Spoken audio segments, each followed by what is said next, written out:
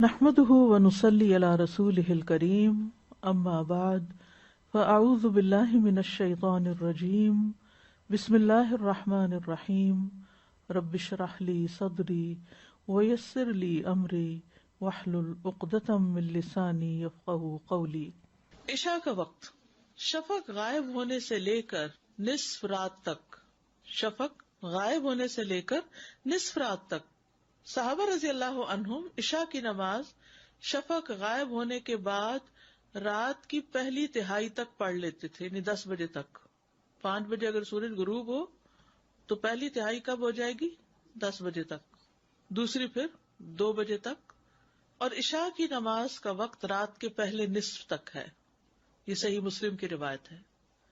اول وقت جوہینا قبیلہ کے ایک آدمی سے روایت ہے، وہ کہتا ہے میں نے رسول اللہ صلی اللہ علیہ وسلم سے سوال کیا کہ میں عشاء کی نماز کب پڑھوں؟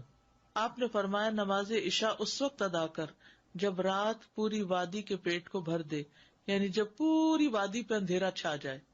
آخری وقت، اور جب تم عشاء پڑھو تو آدھی رات ہونے تک اس کا وقت ہے۔ فَإِذَا صَلَّيْتُمُ الْعِشَاءَ فَإِنَّهُ وَقْتٌ إِلَى نِصْفِ اللَّيْلِ۔ اب صحیح مسلم کی روایت میں، اس روایت میں جس میں حدیث کا نمبر 1419 ہے، نصف اللیل الاوسط آتا ہے، اور دوسری میں الی نصف اللیل آتا ہے۔ عشاء کو کبھی جلدی پڑھنا اور کبھی مؤخر کر کے پڑھنا۔ محمد ابن عمرو بن حسن بن علی بن ابی طالب کہتے ہیں کہ ہم نے جابر رضی اللہ عنہ سے نبی صلی اللہ علیہ وسلم کی نمازوں کے اوقات پوچھے تو انہوں نے کہا کہ آپ صلی اللہ علیہ وسلم ظہر سورج ڈھل جانے پر پڑھتے تھے۔ کب پڑھتے تھے ظہر؟ سورج ڈھل جانے پر۔ اور عصر اس وقت ادا کرتے تھے جبکہ سورج زندہ ہوتا تھا، یعنی اس میں چمک اور تپش باقی ہوتی تھی۔ اور مغرب اس وقت پڑھتے جب سورج غروب ہو جاتا تھا۔ اور عشاء میں جب لوگ پہلے جمع ہو جاتے تو جلدی کرتے، اور جب کم ہوتے تو تاخیر کر لیتے۔ عشاء میں جب لوگ پہلے جمع ہوتے تو جلدی پڑھ لیتے، اور جب کم ہوتے تو ذرا انتظار کر لیتے۔ عشاء میں تاخیر پسندیدہ ہے۔ رسول اللہ صلی اللہ علیہ وسلم نماز عشاء کو دیر سے پڑھا کرتے تھے۔ سنن نسائی کی روایت ہے۔ ایک اور روایت میں آتا ہے آپ نے فرمایا اگر یہ خطرہ نہ ہوتا کہ میں اپنی امت کو مشقت میں ڈال دوں گا تو میں انہیں عشاء کی نماز مؤخر کرنے کا حکم دیتا کہ دیر سے پڑھ لیں۔ انس بن مالک سے روایت ہے، انہوں نے کہا نبی صلی اللہ علیہ وسلم نے عشاء میں ایک مرتبہ نصف رات تک تاخیر فرمائی، پھر اسے ادا کیا اور فرمایا لوگوں نے نماز پڑھ لی اور سو گئے، لیکن تم لوگ جب تک نماز کا انتظار کرتے رہے ہو نماز ہی میں رہے ہو، یعنی اتنا اجر ملا ہے تمہیں۔ لیکن ایک مرتبہ پڑھائی، بار بار ایسا نہیں تھا، کیونکہ آپ کو معلوم تھا کہ لوگوں پر یہ مشکل ہے، جو کام پر جاتے ہیں انہیں صبح اٹھنا ہوتا ہے، پھر نیند نہیں پوری ہوتی۔ ابو موسیٰ سے روایت ہے، انہوں نے فرمایا میں اور میرے وہ ساتھی جو میرے ساتھ کشتی میں آئے تھے کسی دوسرے علاقے سے، وادی بطحان میں پڑاؤ کیے ہوئے تھے، جبکہ نبی صلی اللہ علیہ وسلم مدینہ میں تھے، یہ مدینہ سے باہر تھے۔ چنانچہ ہر رات عشاء کی نماز کے لیے ان میں سے چند آدمی نبی صلی اللہ علیہ وسلم کی خدمت میں باری باری حاضر ہوتے۔ ایک دن میں اور میرے ساتھی نبی صلی اللہ علیہ وسلم کی خدمت میں حاضر ہوئے تو آپ اس دن اپنے کسی کام میں مصروف تھے، اور آپ نے نماز عشاء میں اس قدر تاخیر فرمائی کہ آدھی رات ہو گئی۔ آخر کا نبی صلی اللہ علیہ وسلم باہر تشریف لائے اور انہیں نماز پڑھائی۔ اپنی نماز سے فراغت کے بعد آپ نے ان کے لیے فرمایا جو موجود تھے ذرا ٹھہرو، خوش ہو جاؤ، کیونکہ تم پر اللہ کی یہ نعمت ہے کہ اس وقت تمہارے علاوہ لوگوں میں سے اور کوئی نماز نہیں پڑھ رہا، یا فرمایا اس وقت تمہارے سوا کسی نے یہ نماز نہیں پڑھی۔ معلوم نہیں آپ نے ان دو باتوں میں سے کون سی فرمائی۔ ابو موسیٰ اشعری کہتے ہیں ہم لوگ رسول اللہ صلی اللہ علیہ وسلم کی یہ بات سن کر بہت خوش ہوئے اور واپس لوٹ آئے، کیونکہ اس میں ان صحابہ کی خصوصیت تھی۔ نماز کو نصف رات سے آگے نہیں لے جانا، مؤخر نہیں کرنا۔ اگر عشاء کی نماز وقت سے لیٹ ہو جائے تو یہ حرام ہے، اور کسی کے لیے جائز نہیں کہ وہ عشاء کی نماز یا اس کے علاوہ کوئی اور نماز لیٹ کرے۔ پس اگر وہ بغیر کسی عذر کے لیٹ کرتا ہے تو اس کی وہ نماز باطل اور غیر مقبول ہے، اگر بغیر کسی وجہ کے لیٹ کر رہا ہے، اگرچہ وہ اس نماز کو 1000 دفعہ ہی کیوں نہ پڑھے۔ اور جہاں تک یہ بات ہے کہ نماز عشاء کو اس کے آخری وقت تک لیٹ کر کے پڑھنا افضل ہے، تو اس کو 1/3 سے نصف رات تک لیٹ کیا جاتا ہے، یہ عشاء کی نماز کا افضل وقت ہے۔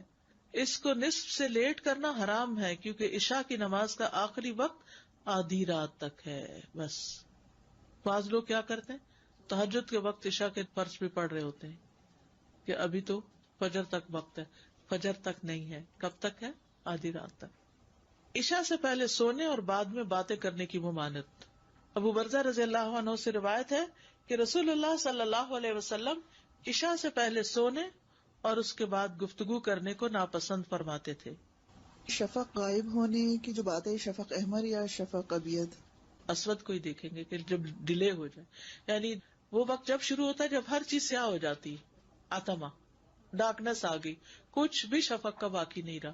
اب یہاں پر مسئلہ یہ ہے کہ گرمیوں میں کیا ہوتا ہے، روشنی جا کے نہیں دیتی، اندھیرا ہوتا ہی نہیں، کیونکہ عشاء کی نماز اندھیرے کی نماز ہے، تو اب اس میں مجبوری ہے۔ کچھ جگہوں پر تو اس سے بھی زیادہ روشنی رہتی ہے، اور آگے نارتھ کی طرف چلے جائیں تو وہ تو پھر ایکسیپشنل صورت ہے۔ ادروائز جو حکم ہے عام طور پر جیسے سعودی عرب کے اندر یا مڈل ایسٹ کے اندر تو اندھیرے کا ہی وہ کیا جائے گا۔ اگر ساری چیزیں فرض کے درجے میں ہوتی، مثلا نماز ہے تو نماز میں فرض تو مختصر سے ہی ہیں، لیکن سنتیں ہیں، پھر نفل ہیں، پھر اور چیزیں، اگر ساری چیزیں جس طرح ہم نے 17 رکعتیں فرض کی ہوئی ہیں عشاء کی نماز میں، تو نتیجہ کیا نکلا؟ ہمارے ہاں اکثریت نماز ہی نہیں پڑتی، اور خصوصاً عشاء کی نہیں پڑتی۔ لیکن جن ملکوں میں اتنا شعور ہے کہ یہ 17 کی 17 فرض نہیں، وہاں لوگ پڑھ لیتے ہیں، خواہ فرض پڑھ کے کیوں نہ اٹھ جائیں، یعنی وہ بھی پسندیدہ نہیں کہ صرف فرض پڑھیں، لیکن کم از کم فرض تو پڑھتے ہیں نا۔ ہمارے ہاں جن لوگوں نے سنت سے بھی بڑھ کے نوافل اور غیر موقدہ کو بھی موقدہ بنا کے اور فرض کے درجے میں لا کے لوگوں کے اوپر مسلط کیا، اس کا نتیجہ کیا نکلا؟ وہ جو آپ آج کل دیکھ سکتے ہیں کہ ایون رمضان میں بھی لوگوں کو توفیق بعض اوقات نہیں ہوتی نماز پڑھنے کی، کہ وہ گھبرا اٹھتے ہیں کہ اتنی لمبی کون پڑھے۔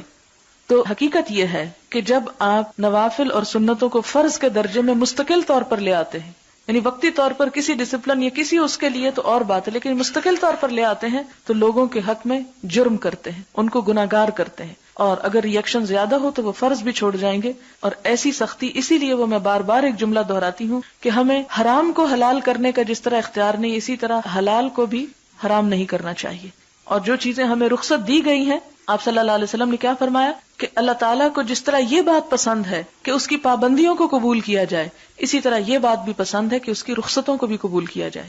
اس سے بھی اللہ تعالیٰ محبت کرتے ہیں، یہ مومن پر اللہ تعالیٰ کا ایک احسان ہوتا ہے۔ اسی طرح ایک اور روایت میں آتا ہے کہ اگر کوئی شخص اللہ تعالیٰ کی دی ہوئی رخصت کو استعمال نہیں کرتا تو اس کے اوپر احد پہاڑ جتنا گناہ ہے، یعنی بہت بڑا گناہ ہے۔ کیوں؟